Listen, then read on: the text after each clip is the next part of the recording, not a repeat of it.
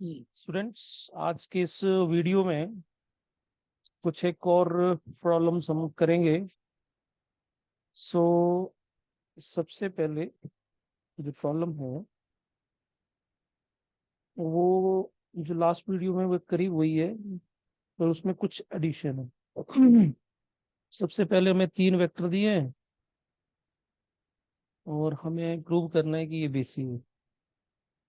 तो सेम इसमें are cube के लिए बेसिस की बात कर रहे हैं, तो हमें पता है आर क्यूब का डायमेंशन जो है वो थ्री थ्री होता है।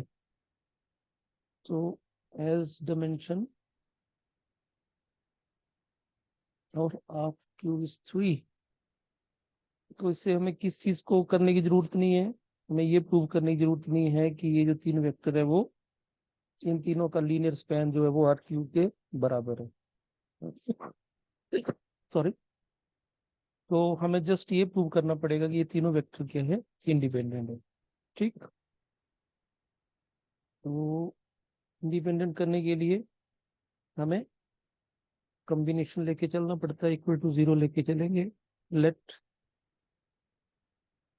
A111 plus B101 and C1 - 1 equal to 0 vector.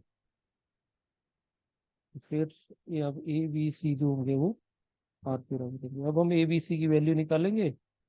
अगर वो 0 आती है तो ये इंडिपेंडेंट होंगे। और simplifying but we get a plus b plus c, a minus c, a plus b plus c, मशीन यहाँ पे -1 है, -1 सो यहाँ पे मेरे पास क्या आएगा, -c इक्वल टू 0। ठीक है, ये वाला वेक्टर ठीक है, ये वाला ठीक है, ये वाला ठीक है। तो इज इक्वल टू 0 वेक्टर। सो हम इसको कंपोनेंट में इस तरह से लिख सकते हैं। On comparing what we get a plus b plus c equal to 0, a minus c equal to 0 और a plus b minus c is equal to 0। तो नाउ आपके पास ऑप्शन है कि आप जिस तरह से इनको सॉल्व करना चाहें तो आप इसको सॉल्व कर सकते हैं। और एक तरीका मैंने बताया था कि मैट्रिक्स वाला यूज करना तो ज़्यादा कन्वीनियंट रहता है। तो इसको अगर मैट्रिक्स में लिखना तो कैसे लिखेंगे इसको, 1 1 1 1 -1 1 1 -1 और A B C is equal to 0 0 0 like this. तो यहाँ पे ये बन गया हमारे पास A X is equal to 4 type, और ए क्या हो गया हमारे पास 1 1 1 1 0 1 -1 1 1 -1 और एक्स हमारे पास ए बी सी, ऐसे आपने +2 में भी करा होगा। और ओ आपका यहाँ पे बन गया 0 0 0। तो again this is a system of homogeneous, और इस सिस्टम के पास this is homogeneous system of equations, homogeneous system of equations.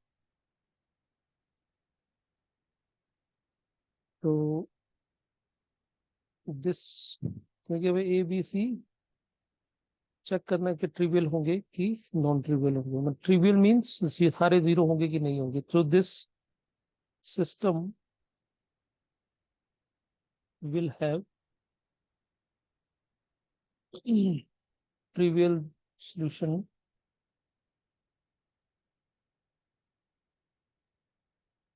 if determinant of a should not be equal to zero. अगर जीरो होगा इसके पास नॉन ट्रिवियल सोल्यूशन होंगे, अगर trivial है तो ये सिस्टम ऑफ इक्वेशन का ये रूल है। तो ए का डिटर्मिनेंट निकालते हैं सबसे पहले। तो determinant of A is 1 1 1 1 0 minus 1 1 1 minus 1.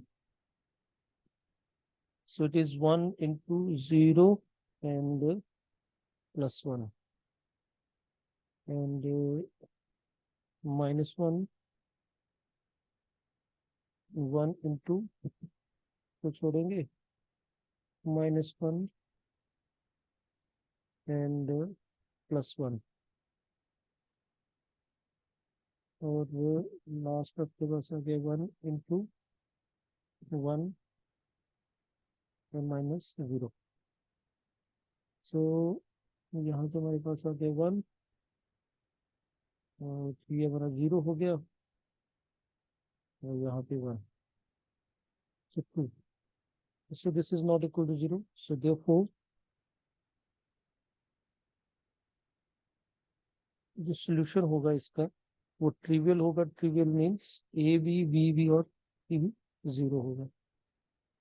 So therefore given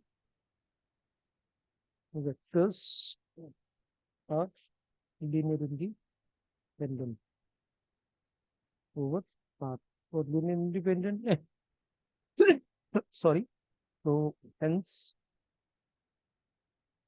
the given vectors form the basis of our field। ये बेसिस बनाएंगे। तो यहाँ तक तो ये क्वेश्चन हो गया।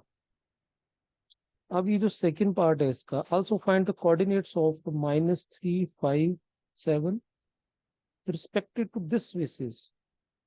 तो यहाँ पे ये जो कोऑर्डिनेट है ये जो आपको दिया है -3 5 7, अब इसके कोऑर्डिनेट्स आपने विद रिस्पेक्ट टू जो बेसिस दी है, जो बेसिस हमने प्रूव करी, ये जो बेसिस है किसके रिस्पेक्ट टू इसके कोऑर्डिनेट लिखने हैं। इस तरह के क्वेश्चंस एग्जाम में पूछे भी जाते हैं। तो ये जो बेसिस है इसके रिस्पेक्ट टू इसके कोऑर्डिनेट क्या होंगे। इस टाइम अगर हम बात करें तो इसकी जो कोऑर्डिनेट है ये स्टैंडर्ड बेसिस से अगर देखा जाए तो ये हमारे पास 3 1 0 0 5 into 0 1 0 और 7 0 0 1। तो हम क्या बोलेंगे, ये जो कोऑर्डिनेट है ये स्टैंडर्ड बेसिस के विद रिस्पेक्ट टू है। और भी कोई बेसिस हो सकते हैं जिसके रिस्पेक्ट टू इनको लिखा जा सकता है, बट यहाँ से क्लियर कट एक अगर हमें देखना हो समझने के लिए तो इसको हम किसके रिस्पेक्ट टू लिखवा रहे हैं, किसके लीनियर कॉम्बिनेशन में लिखवा रहे हैं, स्टैंडर्ड बेसिस की। स्टैंडर्ड बेसिस क्या हुई आर क्यूब के लिए 1 0 0 0 1 0 एंड 0 0 1। इस बेसिस के रिस्पेक्ट टू ये कोऑर्डिनेट्स हैं। तो अब हमने ढूंढना है कि ये जो कोऑर्डिनेट्स हैं इन बेसिस के, इस बेसिस के रिस्पेक्ट टू क्या होंगे कोऑर्डिनेट्स। ठीक है, तो करना क्या पड़ेगा हमें, इस कोऑर्डिनेट को जैसे हमने यहाँ पे स्टैंडर्ड बेसिस के रिस्पेक्ट टू लिखा है वैसे ही इस कोऑर्डिनेट को इसके रिस्पेक्ट टू लिखना पड़ेगा। और ये जो पॉइंट है यहाँ पे हमें क्या नंबर लगना है वो ढूंढना पड़ेगा और वो ही क्या होंगे इसके कोऑर्डिनेट्स होंगे। तो कैसे करेंगे इसको देखिएगा, -3 5 7 alpha 1 1 1 plus beta 1 0 1 plus gamma 1 -1 -1। I think hope you understand this. क्या किया हमने इसको इसके लिए कहा, तो मेन अब हमारा काम क्या है, इन अल्फा बीटा गामा को निकालने का। और ये अल्फा बीटा गामा ही इस कोऑर्डिनेट के कोऑर्डिनेट होंगे with respect to this basis. ठीक है, तो देखिए कैसे फाइंड आउट करेंगे इसको, सिंप्लीफाई करें इसको अगर, तो यहाँ पे बन गया alpha plus beta plus gamma. Alpha, और ये जीरो बन जाएगा, minus gamma. Alpha plus beta minus gamma. तो ऑन कंपेयरिंग,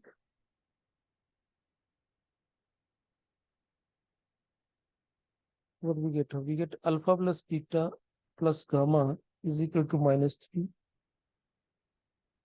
और alpha minus gamma is equal to 5, और alpha plus beta minus gamma is equal to 7। ठीक, तो इस तरह से हमें ये तीन इक्वेशंस आ गई। अब ये सिस्टम जो है वो हमारा कैसा सिस्टम है, नॉन होमोजेनियस। तो अब यहाँ पे जैसे हमने ये ऊपर इंडिपेंडेंट के लिए कंसेप्ट यूज किया, वो हम नहीं कर पाएंगे, तो इनको हमने ऑर्डिनरी तरीके से ही सिंप्लीफाई करना है। ठीक, तो सिंप्लीफाई करने का तरीका, जैसे हम कोई दो इक्वेशंस को लेंगे और उनको सॉल्व करेंगे, फिर जो हमारे पास रिजल्ट आएगा उसको हम तीसरे में कन्वर्ट करेंगे। तो यहाँ पे आप अल्फा की वैल्यू, यहाँ अल्फा हमारे पास 5 प्लस गामा, इसको यूज कर लो इसमें और इसमें, दो इक्वेशंस बन जाएंगी। तो मैं यहाँ पे सॉल्व नहीं कर रहा हूँ, ये आपके लिए होमवर्क हो गया। मैं इस पर डायरेक्ट सोल्यूशन लिखता हूँ।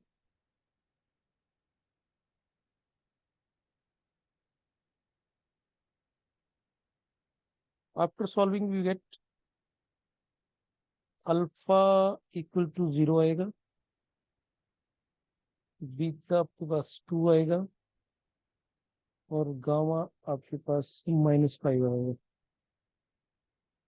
ठीक है, आप इसको पुट करके भी चेक कर सकते हैं। अगर हम यहाँ पे 0 पुट करें, इसको 2 पुट करें, और इसको माइनस तो -3 आएगा। और यहाँ पे अगर हम गामा की -5 पुट करेंगे तो अल्फा 5 - 5 0, ये ठीक हो गया, तीनों को सेटिस्फाई कर रहा है ये। तो आप इसको सिंप्लीफाई कर सकते हैं। तो व्हाट वी गेट -357। अब यहाँ पे हम इसमें पुट कर देंगे जो हमने ये यहाँ पे अल्फा की वैल्यू, बीटा की वैल्यू, गामा की वैल्यू। तो what we gate 0 into 1 1 1 2 1 0 1 and -5 1 -1 -1। So this is the coordinates. So therefore coordinates of -5 7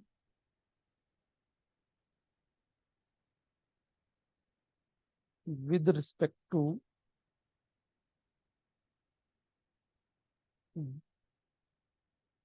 above basis is 0 2 and -5। देखो बेसिस चेंज होगी तो इसको इस कोऑर्डिनेट भी चेंज होगा। So this type of questions can be asked in the examination. So you do for some more questions on this type of problem। ठीक है, अब हम एक और तरह का प्रॉब्लम लेते हैं। जैसे हमारे पास पॉलिनोमियल्स हैं। पॉलिनोमियल्स का बेसिस कैसे होता है, अगर हम पॉलिनोमियल्स की बात करें तो पहले मैं एक प्रॉब्लम इसको कर देता हूँ आपके पास। प्रॉब्लम ऐसे आएगी, so that the set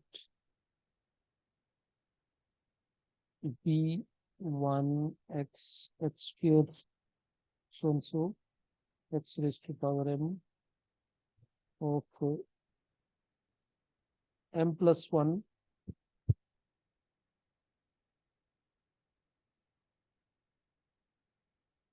polynomial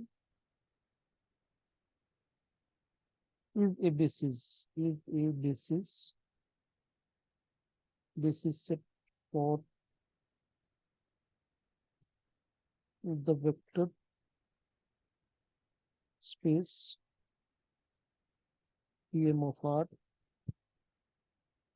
of all polynomials of degree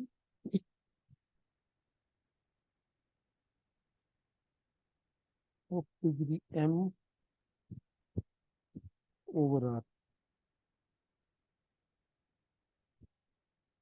तो इस पॉलिनोमियल्स में बेसिस में एलिमेंट कितनी है m+1 और पॉलिनोमियल की डिग्री कितनी है m। क्यों? क्योंकि जैसे जो भी हम पॉलिनोमियल लिखते हैं, जैसे अगर हमने टू क्वाड्रेटिक पॉलिनोमियल लिखना है तो उसमें कैसे लिखते हैं हम a² plus b x plus c। तो एक तो हमें इसके लिए चाहिए डायमेंशन, सी को बनाने के लिए कंपोनेंट चाहिए, दूसरे टर्म को बनाने के लिए, तीसरी चीज को बनाने के, तो सेकेंड डिग्री पॉलिनोमियल होगा तो टर्म में 3 होगी। तो उसके लिए हमें बेसिस में 3 एलिमेंट चाहिए सेकंड डिग्री के लिए। अगर 3 डिग्री का पॉलिनोमियल बनाना है तो उसमें 4 चाहिए बेसिस में। तो आई होप ये 1 किसके लिए है, ये कांस्टेंट टर्म को बनाने के लिए, क्योंकि अगर ये बेसिस है तो डेफिनेटली इसने पॉलिनोमियल जनरेट करने हैं। So this is the way to check whether it is a basis बना सकता है कि नहीं। अगर अगर इस 1 को गायब कर दें, हम यहाँ से 1 को हटा दें, तो पॉलिनोमियल जो बनेगा फिर क्या होगा, पॉलिनोमियल कांस्टेंट टर्म में आएगी। कांस्टेंट टर्म को कौन बनाएगा, 1 बनाएगा। तो चलो इसको हम करके देखते हैं। सबसे पहले हमें प्रूव करना पड़ेगा, इसको प्रूव करना पड़ेगा हमें कि ये लीनियर इंडिपेंडेंट है कि नहीं। तो सबसे पहले हम क्या करेंगे, इसका लीनियर कॉम्बिनेशन लेके चलेंगे। ये 2 चीजें करनी है। Number 1, b is linear independent, and number 2, linear span of B जो है वो पी एम ऑफ आर के बराबर आना चाहिए। तो सबसे पहले late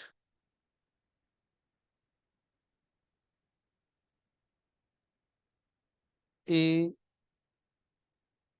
0 into 1 plus a1 into x a2 x square plus so on so plus am x raised to power m equal to 0 vector लेके चलो हम।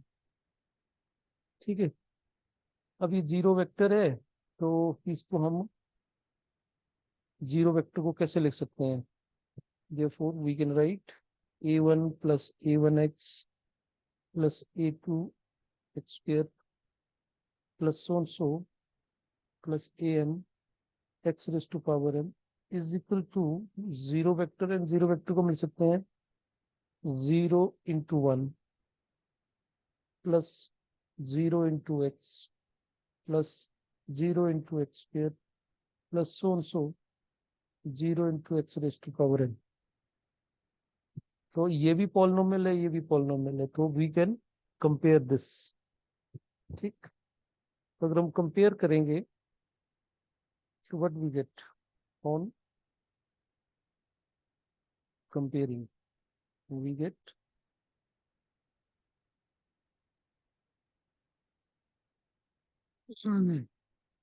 तो हमारे पास ए नॉट आ गया 0 के बराबर, a1 भी 0 के बराबर, a2 भी 0, सो ऑन सो am भी 0।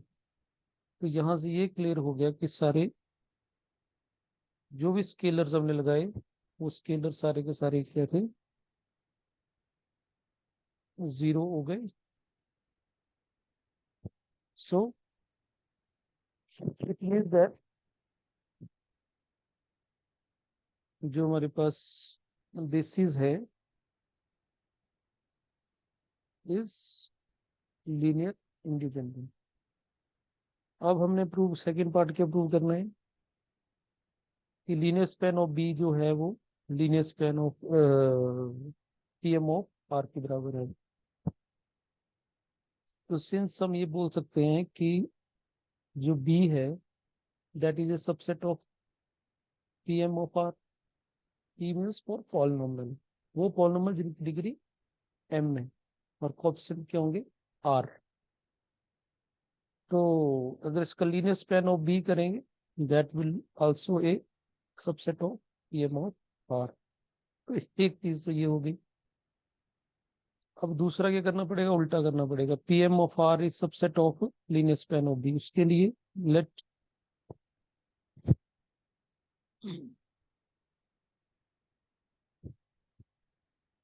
एफ ऑफ एक्स हमने पॉलिनोमियल ले लिया पीएम ऑफ आर से. ठीक. तो ये पॉलिनोमियल है जिसकी डिग्री कितनी होगी. Therefore f of x is a polynomial of degree M over R. Over R का मतलब होता है जो कोएफिशिएंट है वो रियल नंबर होंगे. तो then f of x is equal b b naught plus v one x v two x square plus so on so plus v M x raise to power N. और सारे के सारे ये जो scalars हैं दे belongs to are. ठीक. तो यहाँ पे अगर हम देखें so this is nothing but v naught into one v one into x v two into x square plus also v M into x raise to power N. So this is linear combination of vectors of B. 1 x x square so and so x raised to power n. तो इसका मतलब ये हुआ कि f of x जो है वो किसको बिलोंग कर रहा है. It belongs to linear span of B. तो इससे ये प्रूव हो गया कि कोई भी अगर हम पी एम ऑफ आर से कोई फंक्शन कोई पॉलिनोमियल लेंगे वो लीनियर स्पैन ऑफ बी के अंदर हो गएगा. So P M of R is subset of linear span of B. तो यही प्रूव करना था. So therefore linear span of B जो इसका सबसे पहले प्रूव किया हमने तो ये दोनों बराबर हो. So hence v is basis of P M of R. तो ये थोड़ा इंटरेस्टिंग सा रिजल्ट हमारे पास आ गया कि कोई भी पॉलिनोमियल होगा उसका बेसिस जो कोएफिशिएंट्स जो आपके वेरिएबल होते हैं पावर्स वाले. ठीक. वो इसका बेसिस होता है. तो जैसे अगर हम ऐसे बोल दूं कि हमारे पास ये पॉलिनोमियल है 3x2 प्लस 4x प्लस 5. तो इसका बेसिस क्या होगा. इसमें थर्ड डिग्री है तो इसका बेसिस हम 1 से ये बनेगा x से ये टर्म बनेगी और x स्क्वायर भी लेंगे हम क्योंकि नहीं है टर्म फिर भी हमने बेसिस में ये लिखना है. ये बेसिस बनेगा. क्यों. क्योंकि यहाँ पे टर्म मिसिंग है तो उस टर्म को हम 0 इंटू एक्स स्क्वायर लिख सकते हैं. क्योंकि जब हम पॉलिनोमियल की बात करते हैं तो हमें सीक्वेंस से मैक्सिमम डिग्री तक सारी टर्में लिखनी है. So this is the way to check whether it is a polynomial. Polynomial का बेसिस कैसे फाइंड आउट करना है.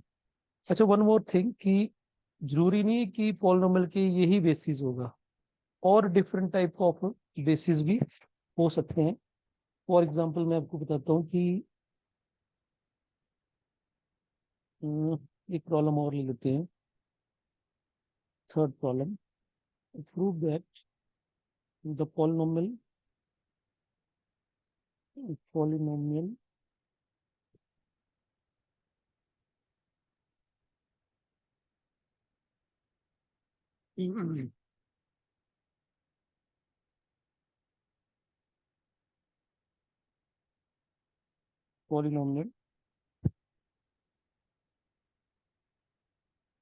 1 1 + x 1 + x² 1 + x³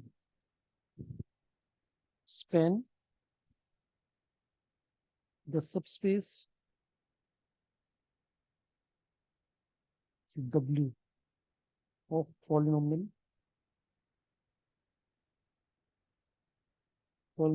in x of degree 3 less than equal to 3। अब ये स्पैन कर रहा है 3 डिग्री वाला, क्योंकि इसमें देखें तो सबसे पहले जो हाईएस्ट डिग्री है वो 3 है, ठीक है। और आपको मैंने बोला कि जिसकी डिग्री 3 है उसके बेसिस में 4 एलिमेंट होने चाहिए। तो यहाँ से क्लियर कट दिख रहा है कि हमें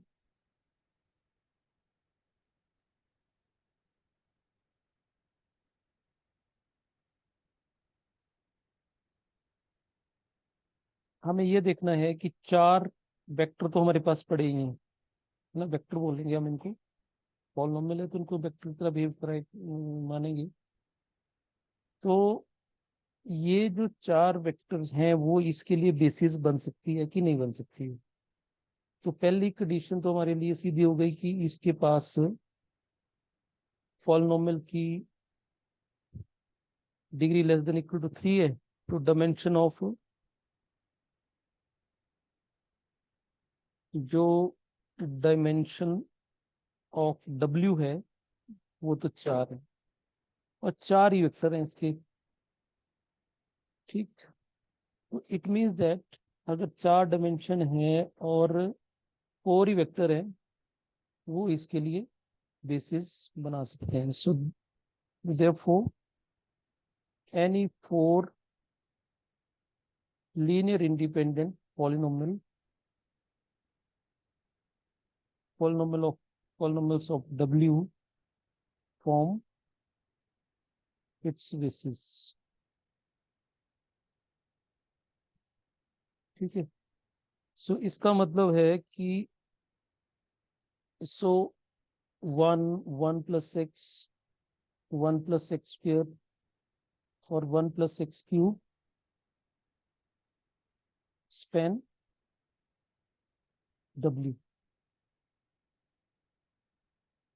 if only if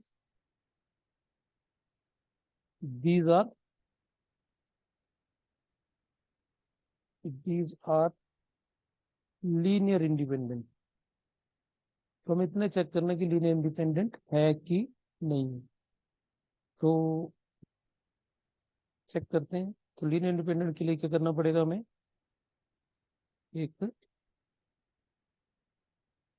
इनका लीनियर कॉम्बिनेशन लेके चलना पड़ेगा।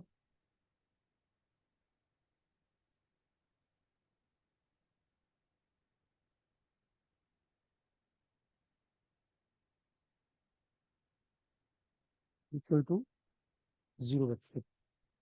फिर वही सिंप्लीफाई कर लेंगे तो हमारे पास बन जाएगा A + B + C + D। ये तो बन गया कांस्टेंट वाला इंटू 1। एक्स वाले कौन से आएंगे, V × x + C × x² + D × x³। और ये जो 0 है वेक्टर है, इसको हम लिख सकते हैं 0 × 1 0 × x 0 × x² और 0 × x³ sorry. On comparing, what we get? We get a plus b plus c plus d is equal to 0, b equal to 0, c equal to 0 and d equal to 0. तो A B c D 0 है, जब इनको तीनों को put करेंगे तो what we get? Equal to 0. So a B c d ये तीनों 0 हैं. So therefore 1 1 plus x 1 plus x square 1 plus x cube is linear independent set. So therefore this set is a basis for W and it span it. ठीक है, तो इसका मतलब है कि जरूरी नहीं है कि जो आपका पॉलिनोमियल थर्ड डिग्री का है उसके basis 1x X square X cube ही होने हैं. इस तरह से भी हो सकते हैं. या मैं आपको बोलूं कि ये तो बेसिस हो ही गया डिग्री 3 के लिए, ये कैसे भी हो सकता है? 2 भी हो सकता है 1 की जगह. 2 से भी हम फ्रेम कर सकते हैं, क्योंकि रियल नंबर लगाना तो लगा सकते हैं. तो 1 का कंडीशन मेरे को लगता है कि बड़ा जरूरी है. तो चलो 1 के ऊपर हम ऐसे रख लें, जैसे ये टर्म है, इन टर्मों में क्या लिख सकते हैं? वैसे लिख दूं कि 3 plus x 4 minus x square 5 plus x cube. तो ये भी बेसिस बन जाएगा इसके लिए. हमारा मेन मोटिव है कि 1 एक्स स्क्र एक्स एक्स और एक्स स्क्र एक्स क्यूब, ये तीन टर्म में दिखनी चाहिए हमें. अगर मैं बोलूं कि 1 है और 1 प्लस एक्स है और 5 प्लस एक्स क्यूब है, ये बेसिस बनाएगा, तो गलत है, ये बेसिस नहीं हो सकते. ठीक है जी, क्योंकि इसमें स्क्वेयर वाली टर्म ही नहीं है. ठीक है जी, एक्स स्क्वेयर वाली टर्म नहीं है, तो ये इसके लिए बेसिस नहीं बनाएगा. ये उसी उन्हीं उन्हीं पॉलिनोमियल्स को बना पाएगा जिसमें सेकंड डिग्री टर्म नहीं होगी. तो I hope you understand the things. तो ये पॉलिनोमियल्स वाले कंसेप्ट से. बाकी हम अब नेक्स्ट वीडियो में कुछ different type of problem sort out करेंगे. तो इस तरह से एक प्रॉब्लम जैसे हम करें तो जो मैट्रिक्स होते हैं, मैट्रिक्स का बेसिस ढूंढना हो तो कैसे होगा बेसिस? चलो इसको हम प्रॉब्लम को इसके साथ कर ही लेते हैं. तो कोई अगर हमारे पास पॉलिनोमियल है, अगर हमारे पास सेकंड डिग्री है या थर्ड डिग्री है, तो नॉट डिग्री, ऑर्डर. जैसे एक क्वेश्चन है, जैसे मैं यहाँ पे कॉलम 4 लेता हूँ. Let v be a vector space of all 2 cross 2 matrices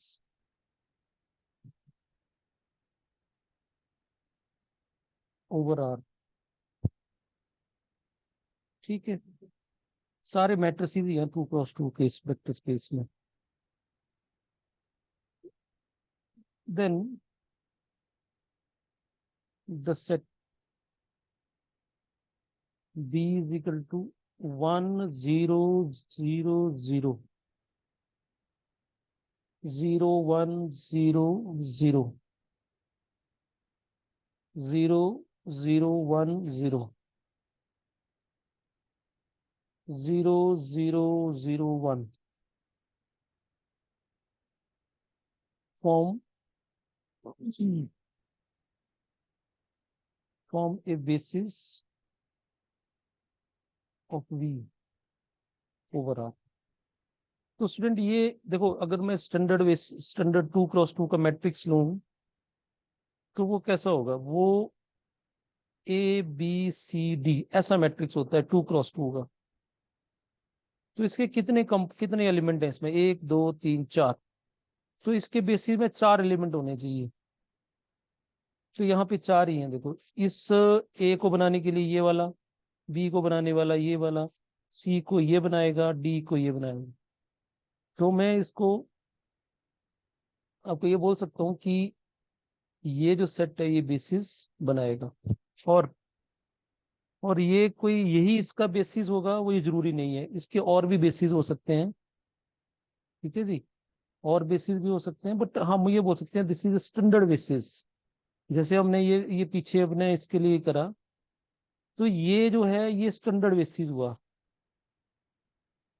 चाहे हम R³ के लिए लें या 4th डिग्री के लिए लें। लेकिन ये वाले जो दूसरा एग्जांपल करा, तो ये स्टैंडर्ड नहीं हुआ। ये वाले ये भी बेसिस का काम कर रहे हैं, दे आर नॉट स्टैंडर्ड।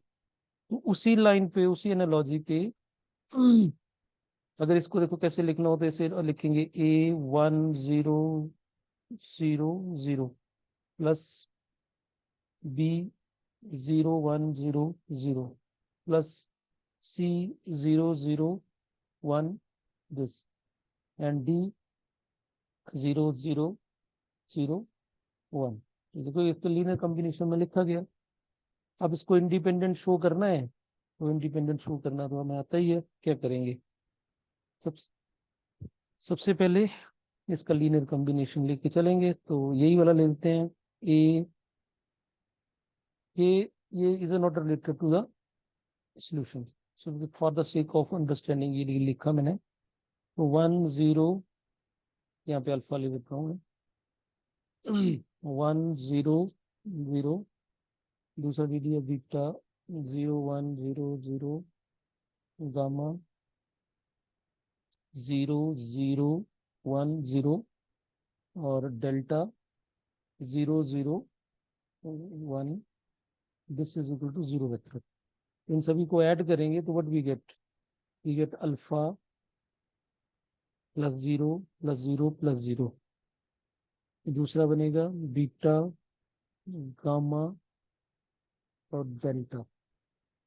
तो ये आ गया 0 वेक्टर के बराबर, तो इसको हम लिख सकते हैं 0 0 0 0। तो यहाँ पे ऑन कंपेयरिंग, अल्फा भी 0, बीटा भी 0, गामा भी 0 और डेल्टा भी 0। तो ये जो सेट है ये इंडिपेंडेंट हो गया, हेंस P इज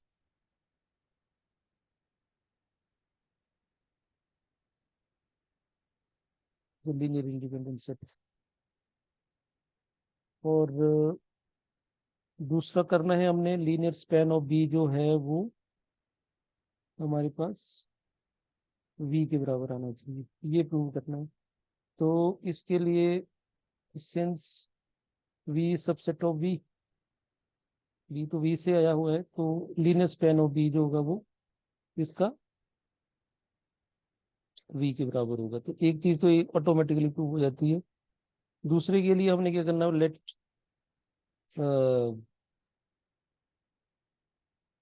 एक मैट्रिक्स ले लिया हमने V से, और V में मैट्रिक्स कैसे है, 2x2 के मैट्रिक्स है। सो देयर अप्लाइज A कैसे आएगा मेरे पास, ABCD।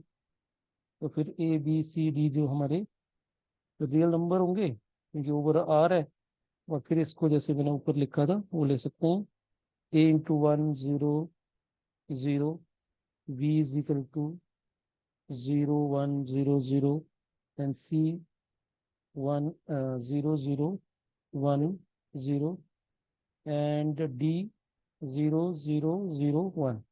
So this is linear combination of vectors of V। ठीक है, V के कंपोनेंट आ गए ना ये। तो हम ये बोल सकते हैं कि A belongs to linear span of V। और ये A कहाँ से लिया था हमने, कैपिटल V से। कैपिटल V सबसेट ऑफ, तो इन दोनों को कंबाइन करके हम ये बोल सकते हैं कि V is linear span of B. तो इसका मतलब हो गया कि V is basis of capital V। Capital V जो है वो सेट ऑफ मैट्रिसेस है 2 × 3। तो इसी तरह से अगर कोई मैट्रिक्स 3 × 3 का है तो 9 एलिमेंट होंगे, तो उसके बेसिस में 9 एलिमेंट हो जाएंगे। एक 1 × 1 का होगा तो बेसिस का एक ही एलिमेंट होगा। तो ये डिपेंड कर रहा है कि 2 × 2 में 4 एलिमेंट है तो 4 बेसिस में एलिमेंट होंगे। अगर 3 × 3 है तो 3 × 3 9 कंपोनेंट, तो 9 इसके बेसिस में एलिमेंट होंगे। तो एक ये बहुत इंपॉर्टेंट है। तो आज के इस वीडियो में इतना ही काफी है, बाकी हम नेक्स्ट वीडियो में मिलेंगे।